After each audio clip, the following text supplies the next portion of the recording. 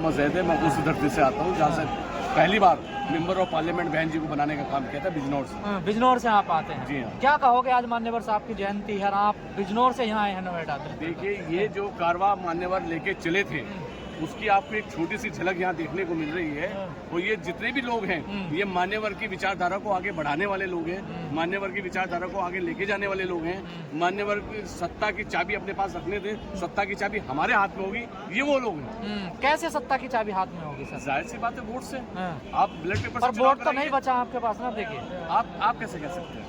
अरे आंकड़े हैं, आपके डाटा है सबके सामने। डाटा है, ईवीएम से आप हटाइए, ब्लैक पेपर से कराइए, हम पूर्ण बहुमत से सरकार बनाएंगे। अरे बैलेट पेपर से दूसरे चुनाव होते हैं, उसमें हार जाते हैं ना आप लोग। आप नगर पंचायत के चुनाव देखिए, आप प्रधानी के चुनाव देखिए, आप नगर पालिका के चुनाव देखिए, जो भी होते हैं उसमें क्यों नहीं आती? तो पार्टी को कुछ करने की जरूरत नहीं है। पार्टी को क्यों नहीं? पार्टी का मजबूत सारी गड़बड़ अगर ईवीएम में है तो पार्टी ठीक है। पार्टी के कार्यकर्ता है तो यहाँ दिखने रहे आपको कितने कार्यकर्ता मौजूद यहाँ पर है। तो कोई परिवर्तन पार्टी में ना हो? पार्टी के अंदर परिवर्तन हुआ भी है, नए लोगों को, युवाओं को आगे लाने की बात भी हुई है। और नए युवा आज देख रहे होंगे आप, अंडर 40 होंगे सारे के ज्यादातर अंडर 40 इस युवा अपने हाथ में कमान ले चुका है। आकाश आनंद जी उसकी बागडोर संभाले हुए हैं और बीएसपी को आगे बढ़ाने का काम कर रहे हैं। जैसे दूसरी पार्टियां हल्ला मचाती हैं, आप लोग क्यों नहीं मचाते हैं हल्ला किसी भी मुद्दे को लेकर? हम लोग बिल्कुल जहाँ पे मचाने की बात आती है वहाँ मचाया जाता है। जब कोई बलात्कार होता है, किसी दलित के ऊपर उत्पीड़न होता है, किसी का घर जलाया जाता है, बुलडोजर कार्रवाई की जाती है, जाहिर सी बात है हम लोग वहाँ पर। और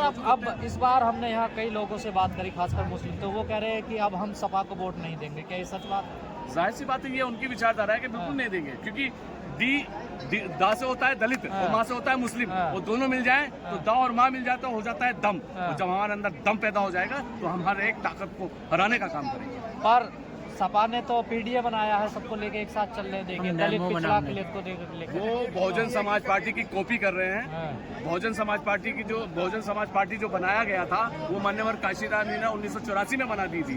तो जब 1984 में बना दी थी तो अब 24 में आके कॉपी की जा रही है। और जाहिर सी बात है, ये सबको पता है कि हकीकत में बहुजन समाज का हितैषी कौन है और कौन नेता रहा है। उसका परिणाम आपको ये देखने को मिल रहा है। उसका परिणाम आपको लखनऊ में जाएंगे तो लखनऊ में महापुरुषों के नाम पे पार्क देखने को मिलेंगे।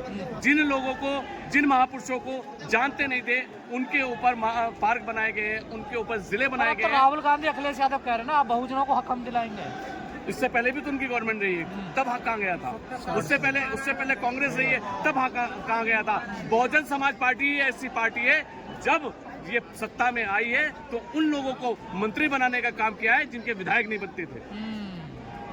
तो जो बहन जी बार बार कह रही हैं कि कैडर लगाइए, क्या लग रहे हैं कैडर? बिल्कुल बूथ लेवल पे कैडर लग रहे हैं, सेक्टर लेवल पे कैडर लग रहे हैं, जिले वाइज लोग जा रहे हैं, मंडल वाइज मीटिंग हो रही है। जितनी मीटिंगें बीएसपी की होती है दूसरी कोई मीटिंग कर नहीं पाता है। ये भी कहा जा रहा है कि इस बार गठबंधन हो जाना चाहिए ओबीसी से। ये उच्च निर्णय है। बहन जी अगर किसी के साथ गठबंधन में आना चाहेंगी तो मोस्ट वेलकम, हम लोग साथ हैं। अगर बहन जी अकेले भी चुनाव लड़ना चाहेंगी तो बहुजन समाज पार्टी के सारे कार्यकर्ता उनके साथ। कह रहे हैं अब राजनीति जो होगी वो गठबंधन की राजनीति हो गई है। देखिए, एक चीज है, गठबंधन किससे होगा? गठबंधन पब्लिक से होगा। अगर पब्लिक ने सोच लिया कि इनको हटाना है, और यही हटा सकते हैं बीएसपी। पहले भी अगर भाजपा को अगर किसी ने हटाने का काम किया था वो बहुजन समाज पार्टी थी, और अब भी अगर कोई हटाने का काम करेगी तो वो बहुजन समाज पार्टी। और ये जो हिंदू मुस्लिम धर्म की राजनीति हो रही है, इसकी कोई काट है आपके पास? देखिए, हिंदू मुस्लिम, अगर आप इतिहास के पन्नों पे जाएं, इतिहास के पन्ने देखें, अगर इस मुल्क का बादशाह अगर मुसलमान रहा है तो उसका वजीर हिंदू रहा है। अगर बादशाह अगर हिंदू रहा है तो उसका वजीर मुसलमान रहा है। ये हिंदू मुस्लिम की लड़ाई कर रहे हैं, ये हिंदू मुस्लिम की लड़ाई नहीं है। ये सिर्फ सत्ता की चाबी हासिल करने के लिए ये गुमराह कर रहे हैं। पर आज तो डर दिखाया जा रहा है ना। हमें तो कोई डर नहीं, हम लोग खुदा को मानने वाले हैं, उसके अलावा किसी से नहीं डरते।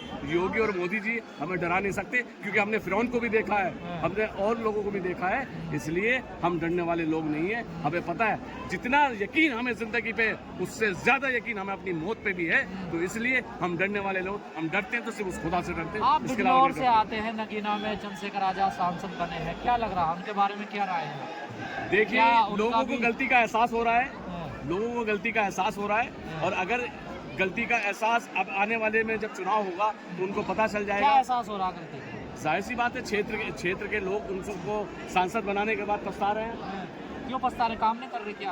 अब देखिए आप बताइए कहाँ पे काम किया जा रहा है, कहाँ पे जा रहा है। जो लोग उनकी टीम में थे उन लोगों के फोन नहीं उठ पाते, सबसे बड़ी विडम्बना यही है। अगर कोई जिनके दम पे आप सांसद बने हैं, जिनके दम पे आपने अपनी पार्टी को आगे बढ़ाया है, तो उनको उन्हीं के फोन नहीं उठेंगे तो आप क्या समझेंगे।